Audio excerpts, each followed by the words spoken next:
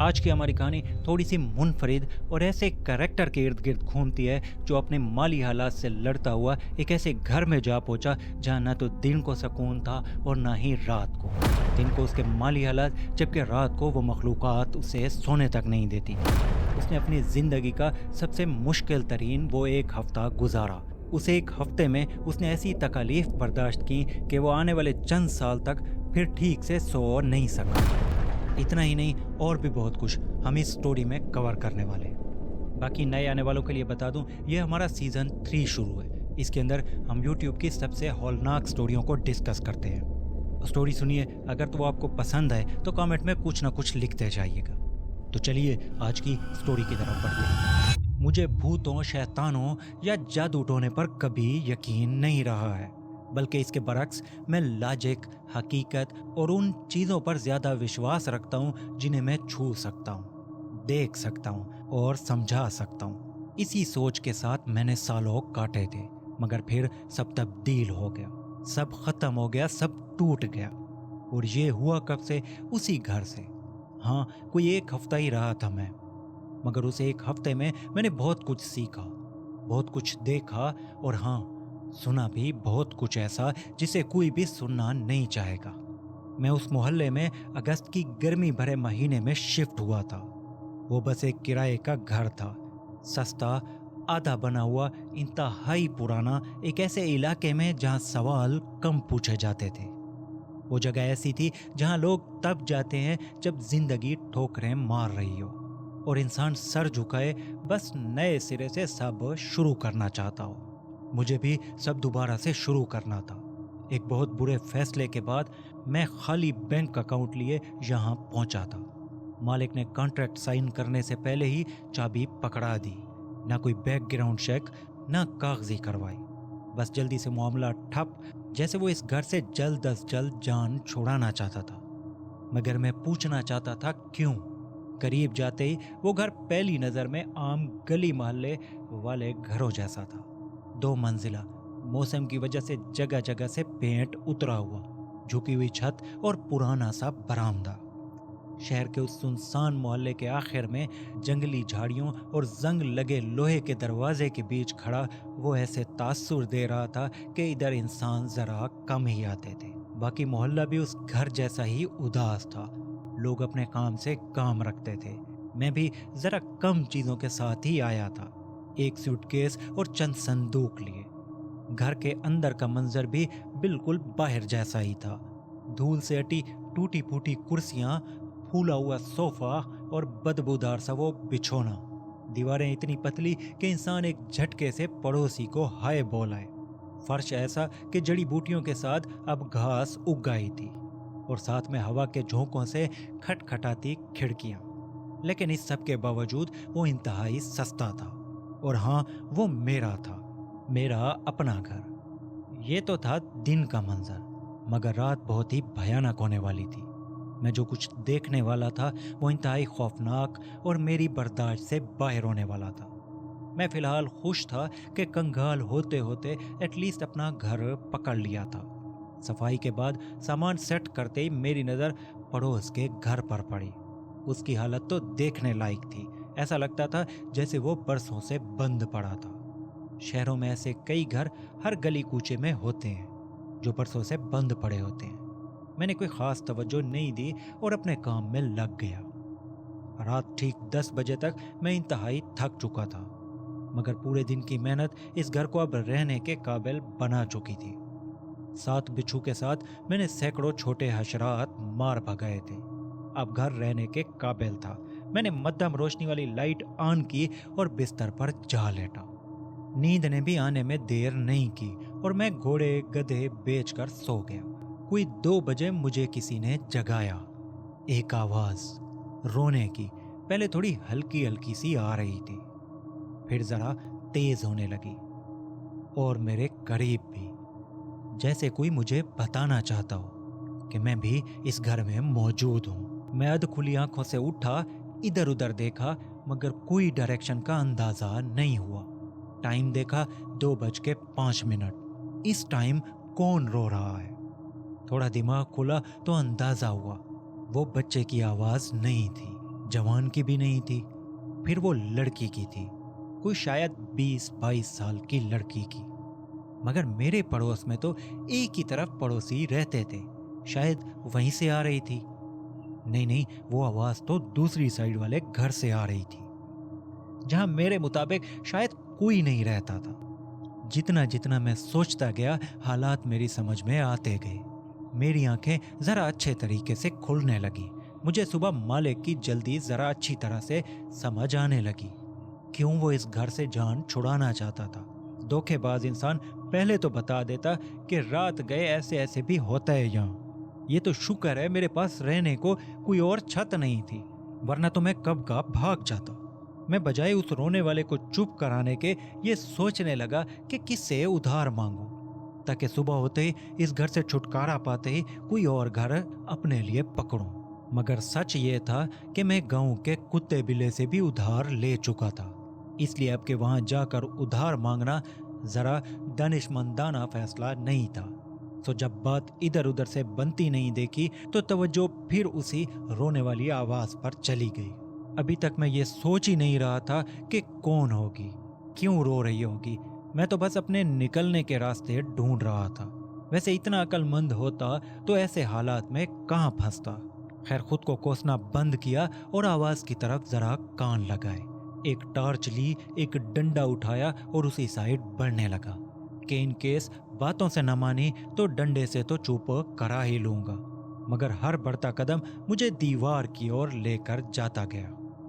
आवाज दीवार में से आ रही थी। मैंने जैसे ही कान लगाया, दूसरी साइड से किसी ने सिर्फ इतना कहा, हेल्प मी। इतना सुनना था कि मैं गिरा और बेहोश हो गया। मेरी आंख सुबह खुली, इधर उधर देखा, कुछ समझ ना आई।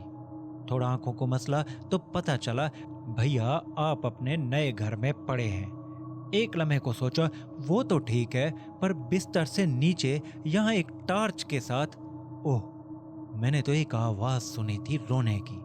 थोड़े कान लगाए तो आवाज जा चुकी थी। मैं जल्दी से उठा और खुद से कहा, देखो हर मसले का कोई ना कोई सलूशन होता है। आइंदा ऐसी आवाज आई तो करीब चला जाऊंगा, नीचे बिस्तर पहले से डाल दूंगा ताकि बेहोश होते ही बिस्तर पर जा गिरूं। इस तरह सुबह आंख खुलेगी तो हो गया मसला सॉल्व। ऐसी मेरी शैतानी सोच थी। मैं किसी भी हालात में ढल जाता था। जिंदगी मुझे नीचे ही नीचे धकेलती जा रही थी और मैं भी उसके साथ साथ एडजस्ट होता जा रहा था। ऐसे नहीं था कि मैं कोई निकम्मा या कोई ऐसा वैसा लड़का था। ना बाबा ना, मैं इंतहाई ज़हीन वेल एजुकेटेड इंसान था। ये तो हालात ने मुझे इस नहज पे ला खड़ा किया था। किस्मत मेरा साथ नहीं दे रही थी। वो दिन पूरा मैं जॉब की तलाश में मारा मारा फिरता रहा। एक दो जगह सीवी भी पकड़ा दी, मगर मुझे यकीन था वो कॉल नहीं करने वाले। इसीलिए एक फोटो स्टेट वाले से भी बात करता आया कि देखो एक एक कागज के मैं पैसे नहीं दे सकता, इसलिए जो है वो पकड़ लो। जॉब लगी तो डबल चुकाऊंगा, वरना माफ करना मेरी जेबें तुम्हारे सामने हैं। वो भी दिल का बादशाह इंसान था। पैसे भी नहीं लिए और चाय भी पिला दी। शाम को थका हारा घर लौटा तो खाने को कुछ नहीं था। जेबें संभाली तो आखिरी 100 रुपए बचे हुए थे। खाना खाता या सुबह किराए के देता। खैर, मैंने फैसला किया बाहर निकलते हैं और देखते हैं, कुछ मिल गया तो ठीक, वरना भूखे पेट सोने की कोशिश करेंगे। मुझे ज्यादा दूर नहीं जाना पड़ा। बाहर निकला तो 7 खेतों में किसी ने सब्जी वगैरह लगाई हुई थी। पेट भरते ही घर वापस आ गया। चलो जी, खाने का काम तो हो गया, अब सोते हैं। मैंने एहतियातन उस दीवार के साथ सोफा रख दिया कि इन केस रात को नींद खुली तो इसी सोफे के साथ कान लगाऊंगा, और फिर इधर गिर गया तो कम से कम सुबह जिस्म तो दर्द नहीं करेगा। ये करते ही मैं लेट गया। उस रात कोई आवाज नहीं आई। बड़े आराम से टाइम गुजरा, या शायद मेरी आंख ही न खुली। जो भी था, सुबह फिर वही रूटीन और घर आते ही आस पड़ोस की मजेदार सब्जी। मगर आज तीसरी रात मैं जूं ही लेटा, मेरा दिल जरा घबराने लगा, जैसे कुछ होने वाला था। मैं इंतहाई सख्त हालात में भी खुद को संभाल लेता था, मगर आज अजीब सी कैफियत हो रही थी। शायद कुछ दिनों से प्रॉपर नींद और खाना न मिलने की वजह से ये सब हो रहा था। जो भी था, मेरा दिल थोड़ा अजीब सा होने लगा। सोने की बड़ी कोशिश की मगर नींद नहीं आ रही थी। इसी असना में टाइम कैसे गुजरा मुझे कुछ समझ न आई कि घड़ी ने 2 बजा दिए। वही लड़की की रोने की आवाज दोबारा से आने लगी। मैंने टॉर्च ली और अपने घर से बाहर निकल आया। बाहर आसमान साफ था। हर घर से आती पंखों की आवाज के अलावा बाकी खामोशी छाई हुई थी।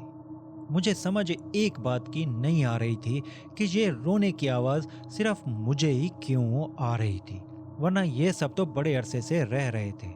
इन्हें भी टेंशन होनी चाहिए थी, मगर वो मोहल्ला मानो इंतहाई सुस्त सा था।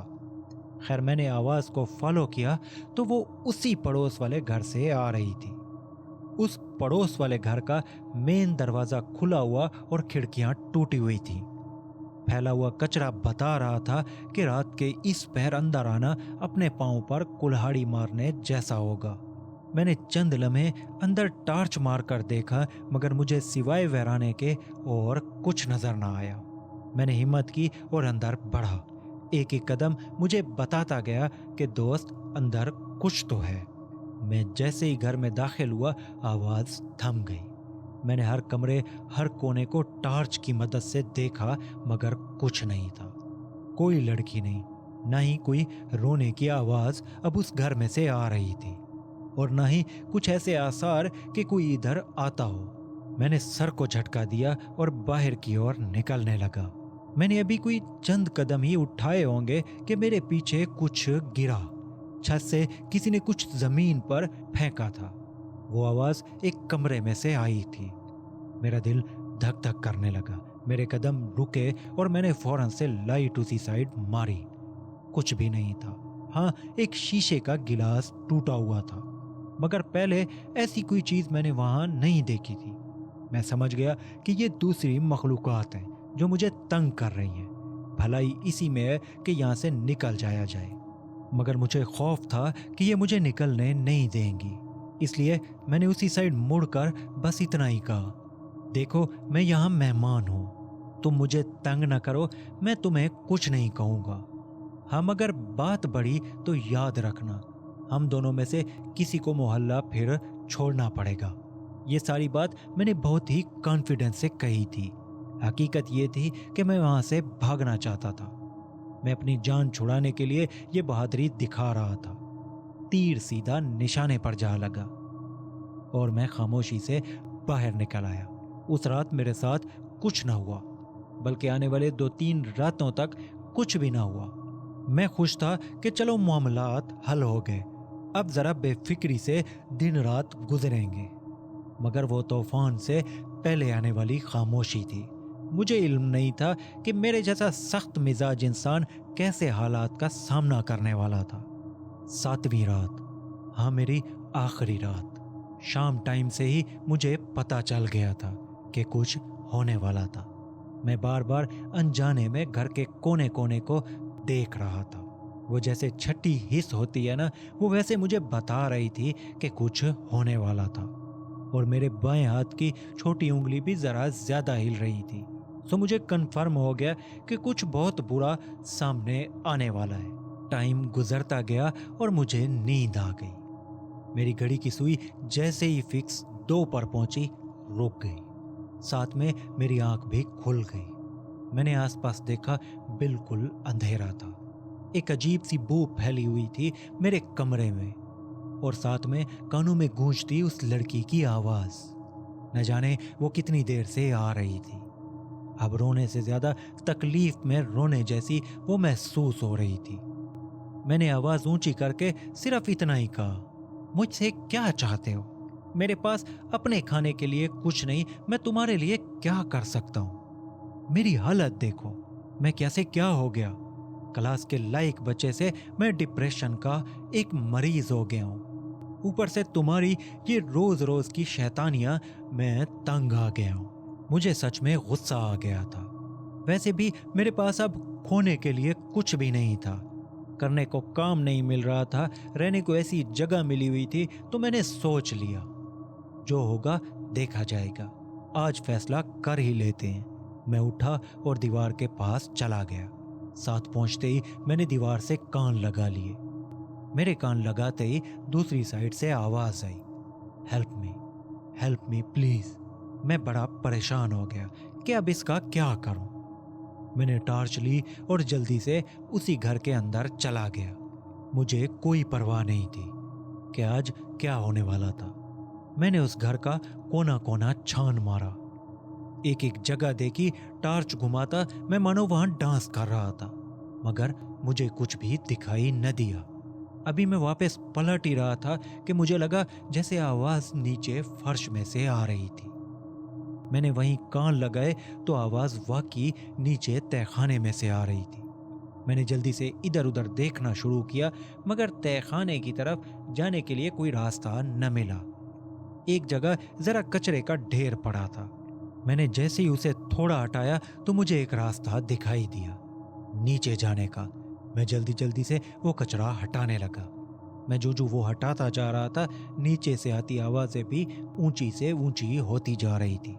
मैं भी साथ में जो विर्द मुझे आता था पढ़ता जा रहा था। मेरी हालत बस अजीब सी हो चुकी थी। मुझे खौफ से ज्यादा बस कुछ अजीब सा हो गया था। मैं आज सब कुछ खत्म करना चाहता था।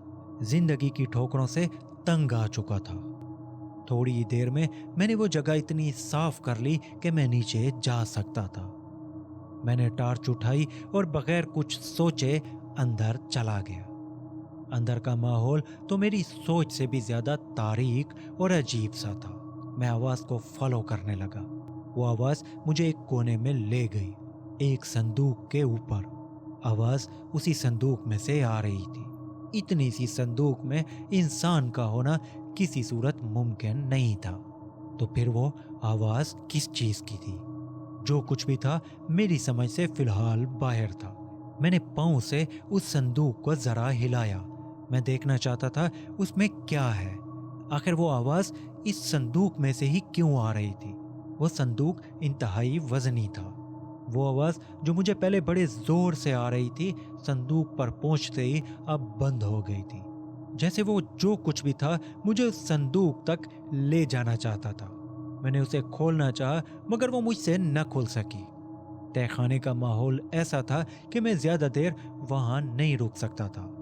अजीब सी बू के साथ साथ मुझे खतरा होने लगा कि अगर ऊपर से किसी ने तहखाना बंद कर दिया तो मेरी आवाज सुनने वाला भी कोई नहीं होगा।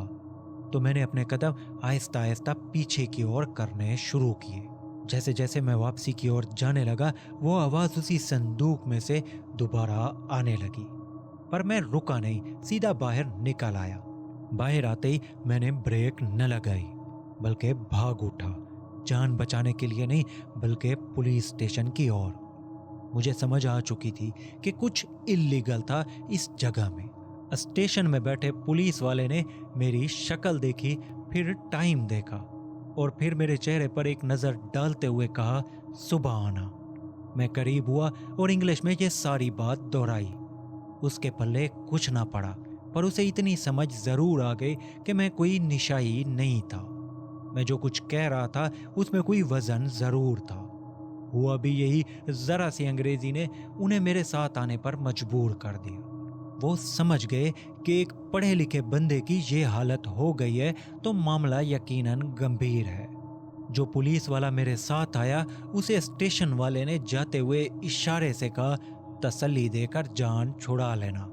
वो शायद समझ रहे थे कि मुझे बस वहम सा हुआ है, इसलिए मैं उन्हें लेकर जा रहा हूँ। मगर जैसे ही हम तहखाने पर पहुंचे, उस पुलिस वाले ने मुझे देखते हुए कहा, अंदर सच में ऐसी संदूक है जिसमें से आवाजें भी आती हैं? अगर ऐसा नहीं हुआ तो बहुत मार पड़ेगी तुम्हें। मैंने इस बात में सर हिलाया तो वो मेरे साथ अंदर चला आया। वो पुलिस वाला था, इसलिए उसे सब समझने में देर न लगी। थोड़ी देर में पुलिस की एक गाड़ी भी आ पहुंची। उन्होंने उस जगह को सील कर दिया।